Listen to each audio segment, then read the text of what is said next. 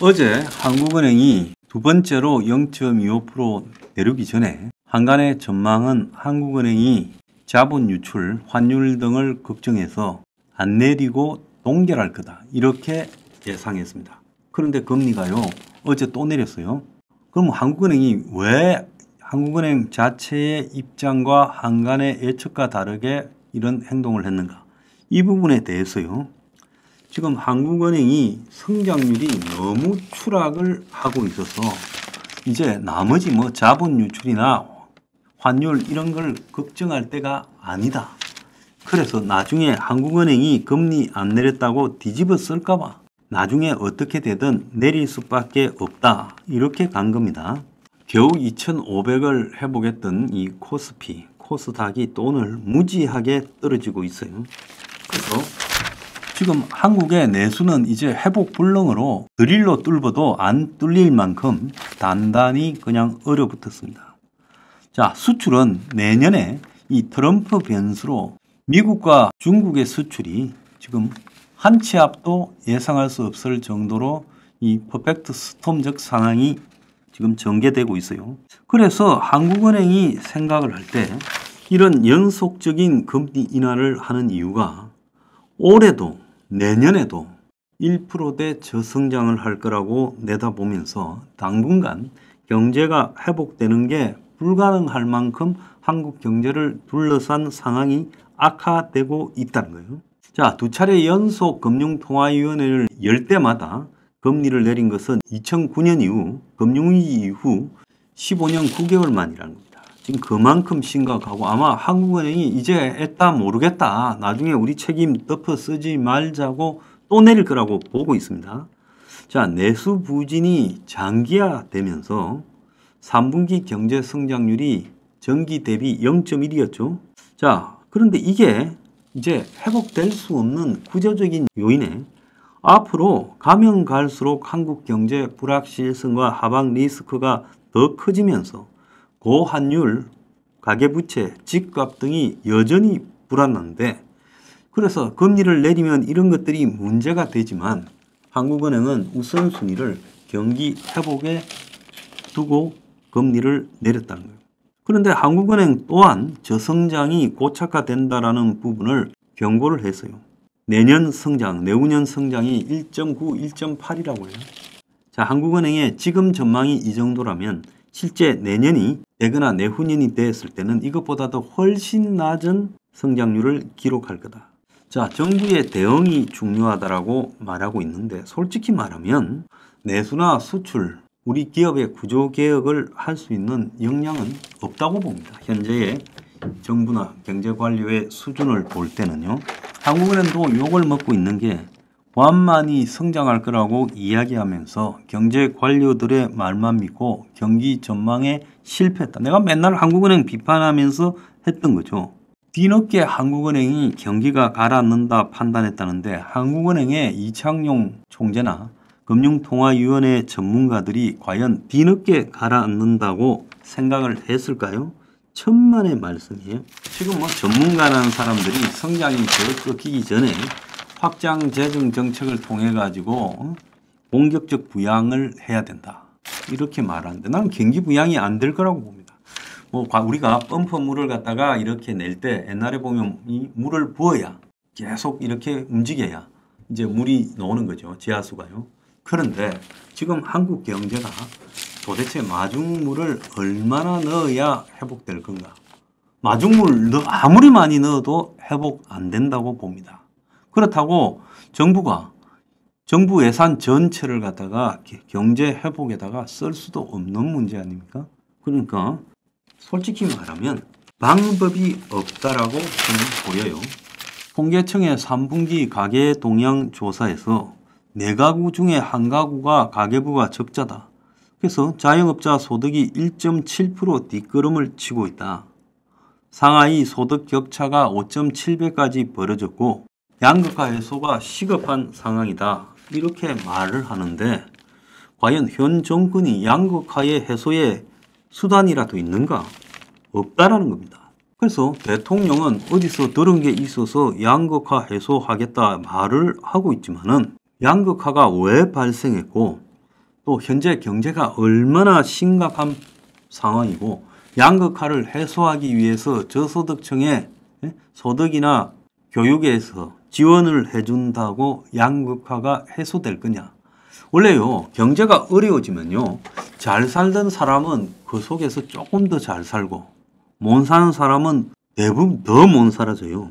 그래서 지금 정부 경제 관련 부처 공무원들이 연말에 난리가 났다는 거예요. 대통령실로부터 내려오는 특별 오더를 처리한다고 동분서주하고 있는데 그 특별 오더라는 것이 양극화의 원인을 분석하고 그것을 해소할 방법을 마련해라. 대통령이 특별 주문했다고 합니다. 지난 11월 11일 대통령이 수석 비서관 회의에 참석해서 임기 후반기 소득, 교육 불균형 등 양극화를 타개하기 위해서 전향적인 노력을 해야 된다. 또 22일에는 서울의 한 호텔에서 열린 조찬 기도회에 참석해서 전반기에 민간 시장 주도로 경제 활력을 불어넣기 위해서 노력을 했고 후반기에는 양극화 타개로 국민 모두가 희망을 갖도록 열심히 노력하고 동참하자 했어요. 그래서 대통령이 임기 후반기 기조를 양극화 해소라고 말을 했는데 수출도 꺼지고 내수도 꺼지고 투자도 꺼지는데 뭘 가지고 양극화를 해소하겠느냐. 경제가요, 내리박히기 시작하면서 저성장, 경기 침체, 경제 위기가 심화되면 심화될수록 양극화의 해소 방법은 없는 거예요. 경제가 살아나야 없는 사람들도 그 속에서 돈을 좀 벌면서 양극화가 해소되는 겁니다. 그래서 정부의 재정을 가지고 없는 사람들의 뭐 좀 해준다고 한들 밑빠진 독에 물 붓기에 불과하고 그것이 양극화 해소는 아니라는 거예요. 자, 22일 날 국민통합위원회 위원장 김한길 씨입니까? 그리고 각 분과위원장들을 만나가지고 국민통합도 양극화를 타개해야 된다 말을 했어요. 그런데 현 정권의 핵심적인 기조가 기득권을 위한 경제를 해오다가 이제 경제가 회복될 거라고 착각하고 있었죠. 수출이 먼저 회복되고 내수도 회복되고 물가도 잡힐 거라고 보고만 받고 착각하고 있었죠. 경제라는 것은요, 본인이 알아야 밑에 있는 경제 기술자들을 부리는 겁니다.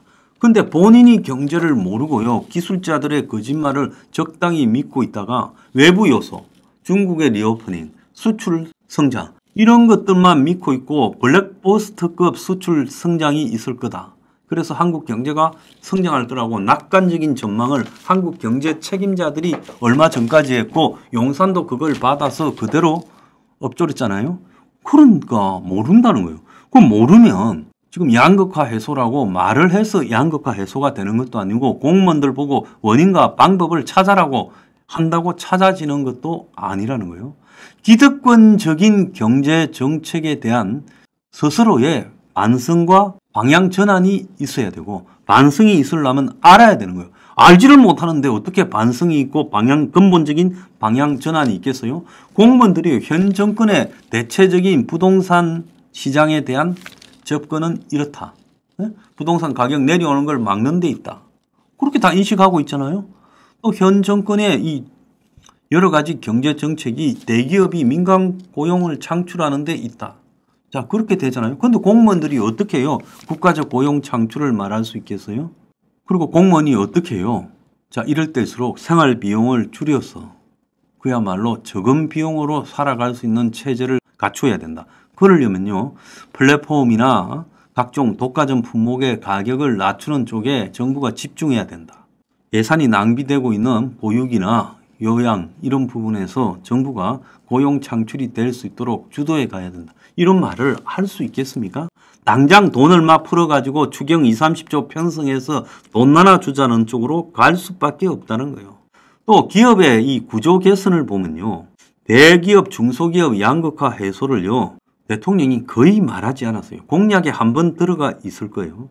그래서 중소기업의 낮은 노동 생산성을 높일 방법, 그 대안처럼 생각했지만 그것이요, 높아질 수가 없는 겁니다. 갈수록 중소기업은요, 망하거나 생산성이 떨어지는 쪽으로 갈 수밖에 없지요. 윤 정권이 출범 이후에 작은 정부 큰 시장, 그래서 그야말로 신자유주의적 경제 정책을 하면서 감세와 규제 완화를 했잖아요. 트럼프 지금 하는 소리하고 비슷한 소리를 윤 정권이 먼저 했죠. 그래서 정부의 역할은 분배고 시장에 다 맡기겠다. 시장 성장을 집중했잖아요. 그런데 시장이 전체가 침체되는데 양극화가 더 커지지 해소되겠습니까? 애초에 시장이 이런 것들을 해결할 거라고 생각했던 게 거짓이죠. 그래서 지금까지 이 정권이 했던 것은 근본적인 기업의 경쟁력을 높이고 노동 생산성을 향상시키는 문제가 아니라 어떻게 보면 규제 완화해주고 대기업들의 병폐를 갖다가 덮어주고 세금 깎아주는 걸로 이 기업들이 경제를 활성화시켜서 국민을 먹여 살리고 일자리 창출할 거라고 봤던 거 아니에요? 근데 그거는요 이미 한 20, 30년 전에 끝난 신자유주의적인 사고였잖아요. 그래서 결국은요 그렇게 대기업들 밀어주는 양극화와 규제 완화가 잘 나가는 기업들은 더 잘 살게 했고 못 나가는 기업들은 더 어렵게 만들었는데, 그런데 이제 대기업들조차도 잘 나가는 것이 끝나버리니까 이제 방법이 없어졌다는 거예요. 그래서 현재 정권이 양극화 해소로 공무원들 보고받고 대책 세워봤자 준비되지 않은 선심 정책으로 인해서 양극화는 더 심화될 뿐이에요. 솔직히 말하면 정부가 준비하는 추경이나 재정 확대 가지고 양극화 해소가 될 거다? 경제가 꺼져가는데 어떻게 양극화 해소가 되겠어요? 정신 차리기 바랍니다.